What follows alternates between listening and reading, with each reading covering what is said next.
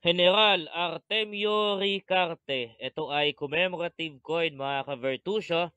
Price update po tayo. Again, ang face value po ng commemorative coin na ito ay 1 piso. 1 piso lang po ang face value po nito mga ka-Vertusio. Ito ay in honor sa kanyang 150th birthday. Ang mintage po nito ay pinaniniwala ang higit kumulang 20,000. Same din po doon sa kay Horacio de la Costa. First update po tayo kung saan mang online kayo titingin. At best recommended ko ay Carousel PH. Ito ay nagre-range po sa 500 pesos hanggang 2,500. Yes, sa mga may hawak po nito, pwede nyo pong ibenta ito hanggang 2,500. Mula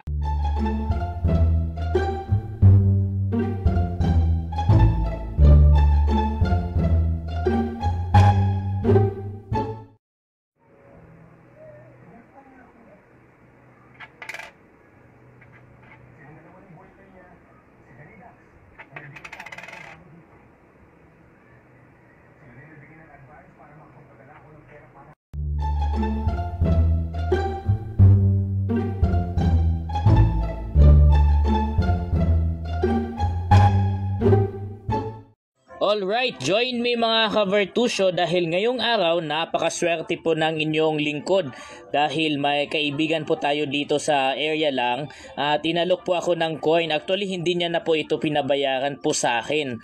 At itong coin na ito ay hindi lang basta-basta mga ka-Vertusio po ha. Ito ay commemorative coin na ang bida po natin ay si Gat Andres Bonifacio. Yes po, ito ay commemorative coin. Ang bida po natin ay ang presidente ng Katipunan. At alam nyo ba mga ka-Vertusio na itong commemorative coin na ito ay umabot po ng 95,000 sa subastahan. Yes, legit po ito mga ka-Vertusio. Last November po ito. At kung ibebenta po natin online ang commemorative coin na ito, kahit tignan nyo pa po sa Carousel PH, ito po ay 3,000 hanggang 7,000 ang bentahan po nito.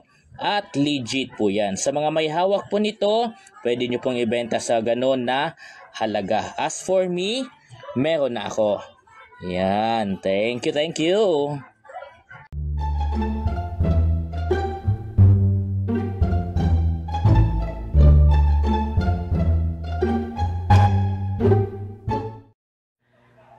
Kayo po ba mga ka-Vertusio ay may hawak din po ng gantong klase ng coin? Ito ay 5 peso in face value pero commemorative coin na tinatawag na Bagong Bayani. Yes, Bagong Bayani commemorative coin po ito. At kung willing po kayong kumita ng 15,000 po mga ka-Vertusio sa hawak ninyong gantong klase ng coin, ihanda nyo na at linisin nyo na po yung coin na meron po kayo kasi yun po ang halaga na meron ito ngayon. Umaabot na po itong Bagong Bayani commemorative coin, katulad ng pinakita ko sa inyo ngayon, ng 15,000 ang bentahan. Sa collector man yan or sa Carousel PH. Again, ang presyo po nito ay naglalaro from 7K hanggang 15,000 ang bentahan nitong klase ng commemorative coin.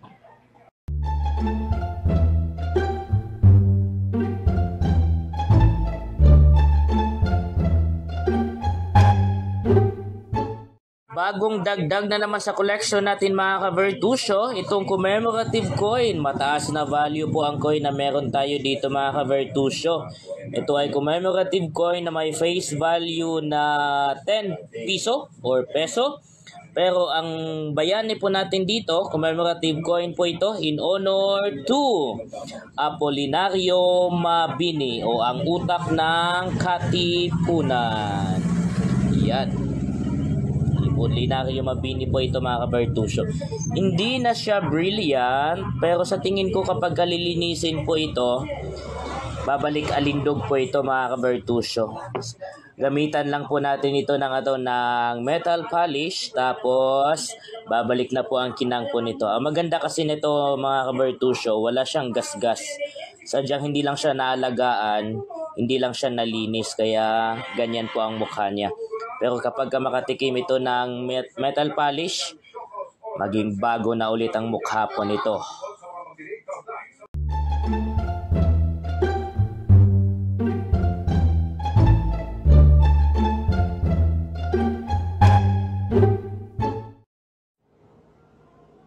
Price update po tayo sa 25 centavos na 1962. Lumang coin na po ito mga ka-Vertusio, very rare to find. Kaya asahan po natin na ang coin na ito ay may mataas at malaking value din po sa market. Ang magiging source po natin dito ay ang Carousel PH na ipapakita ko po sa inyo kung magkano na po ang bentahan ngayon nito. Carousel PH ang ating source. Ayan. Lahat po ng 1958, 1960, 1962, katulad ng coin na meron po ako, 1964 and 1966, ang bentahan po nito ay 1,000 pesos. 1,000 pesos na po ang bentahan ng coin na ito.